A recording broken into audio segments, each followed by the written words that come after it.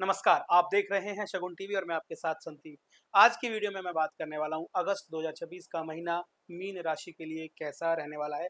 काल चक्र की अंतिम राशि में आप कैसा क्या करें जो आपके लिए इस महीने बहुत अच्छा रहे। तो सबसे पहले मैंने कुंडली बना दी और इसमें मैं सबसे पहले बता दूं कि आपके लग्नेश में ही शनि है। लग्नेश में ही शनि आपके व्यक्तित्व को निखार देते हैं, जिम्मेदारियों का अनुशासन का, धैर्य का आपको बहुत अनुभव कराते हैं। आपको ये लगेगा कि यार मैं ही सारे काम कर रहा हूँ, लेकिन एक बात और भी है, ये आपको मेहनत का फल देते हैं क्योंकि शनि को कहा जाता है कि ये दंडाधिकारी हैं, कर्माधिकारी हैं, हर कर्म का फल शनि ही देते हैं। जब आपके लग्नेश में ही शनि है तो वो आपके लिए कैसा करने वाले हैं, आइए इस वीडियो में बात करते हैं और ये अगस्त का महीना आपके लिए कैसा रहने वाला है इस बारे में सविस्तार इस वीडियो में बात करते हैं। मैं थोड़ा सा इसमें ना कुंडली के केंद्र में चला जाता हूँ, बाकी चीजें तो आप समझ लेंगे। कुंडली के केंद्र में जब मैं बात करता हूँ तो पहले भाव में शनि है, चौथे भाव में शुक्र है, सातवें भाव में मंगल हैं। तो ये जो युति बनी है सातवें भाव में मंगल आपके लिए, आपकी साझेदारी के लिए, चाहे वो प्रेम संबंधों वाली साझेदारी हो या आपकी दूसरे प्रॉपर्टी वाली साझेदारी हो, व्यवसाय वाली साझेदारी हो या आपकी पति पत्नी की साझेदारी हो, वो कैसा यहाँ मंगल की दृष्टि से कैसा होने वाला है इस बारे में बात करेंगे। अ, भूमि, भवन, वाहन और माता की बात करेंगे तो यहाँ पर शुक्र हैं, वो आपको क्या परिणाम देने वाले हैं, इसके बारे में भी बात करते हैं। तो सबसे पहले मैं बात कर रहा हूँ आपके लिए करियर की, कि करियर कैसा रहने वाला है। तो सबसे बड़ी बात ये है कि जब प्रथमेश में या लग्नेश में ही शनि है, तो आपके करियर में बहुत अच्छा होने वाला है क्योंकि अगर आपने कर्म किया है तो उसका प्रभाव आपको मिलेगा। आपने बहुत पढ़ाई की, उसके बाद आपने एग्ज़ाम दिया और उस एग्ज़ाम को आप यहाँ से क्रैक कर सकते हैं क्योंकि उसका फल आपको पॉजिटिव मिलेगा।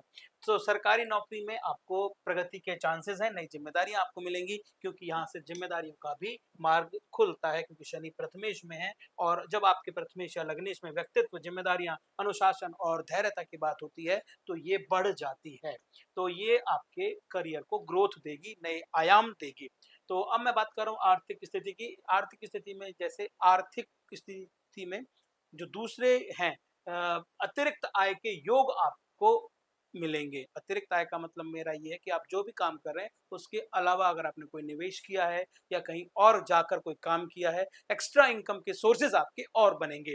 दूसरा, खर्चों पर नियंत्रण कर लें। जो आपके एक्स्ट्रा इनकम बने हैं, उसके हिसाब से आप सोचें कि यार मैं इसको यहाँ-वहाँ लगा दूँ ना। अगर उनको आप पॉजिटिव डायरेक्शन में लेकर जाते हैं, तो आपके लिए बहुत अच्छा रहने वाला है। तो आर्थिक स्थिति आपकी इसमें सामान्य रहेगी। वृद्धि थोड़ी होगी लेकिन आप उसको खर्च भी कर देंगे, इसलिए मैं सामान्यता की बात कर रहा हूँ। वैवाहिक जीवन की बात करते हैं तो वैवाहिक जीवन यानी सप्तम भाव में मंगल है और वैवाहिक जीवन में जीवन साथी का यहाँ पर सहयोग होगा।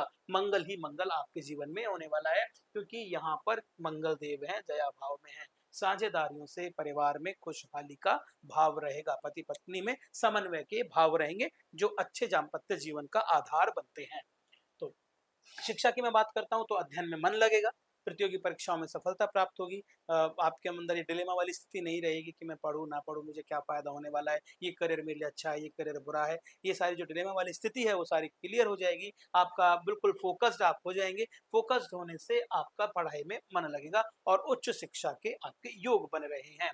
प्रेम जीवन की बात करता हूँ तो मधुरता के साथ आप आगे बढ़ेंगे, मजबूत होंगे और प्रेम विवाह के योग भी आपको होंगे। अगर पति पत्नी सॉरी अगर आप प्रेमी प्रेमिका हैं तो आपका अगर कोई मतभेद भी है तो आप मतभेद बुलाकर आप आगे बढ़ जाएंगे और उसको एक नया रूप, नया स्वरूप इस महीने दे सकते हैं।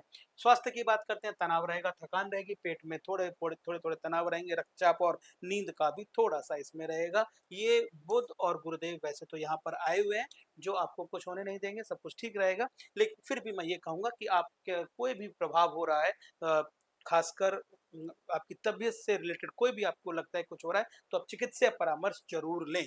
उससे उसके बाद ही कोई भी निर्णय लें। डॉक्टर के पास जाएं, कंसल्ट करें, जो वो आपको गाइड करें उसके हिसाब से ही आपको काम करना चाहिए। तनाव की स्थिति क्योंकि यहाँ शनि है, शनि तनाव तो देते ही देते हैं। तो अगली मैं बात करता हूँ यात्राओं की। यात्राओं में विदेश यात्रा के योग बने हुए हैं, राहु यहाँ पर विदेश यात्रा के योग लेकर आ रहे हैं। और दूसरा, ये योग उच्च शिक्षा प्राप्ति के योग बन रहे हैं और ये आध्यात्मिक यात्राओं को भी लेकर जाते हैं। चलिए अब मैं बात करता हूँ कुछ इस महीने की सकारात्मक बातों की। सकारात्मकता में करियर के और आय के वृद्धि के योग है, साझेदारियों की सफलता प्राप्त होगी, घर, वाहन और जो भूमि, तीनों में शुक्र देव है, इन तीनों में लग्ज़रियस लाइफ के आपके योग बने हुए हैं।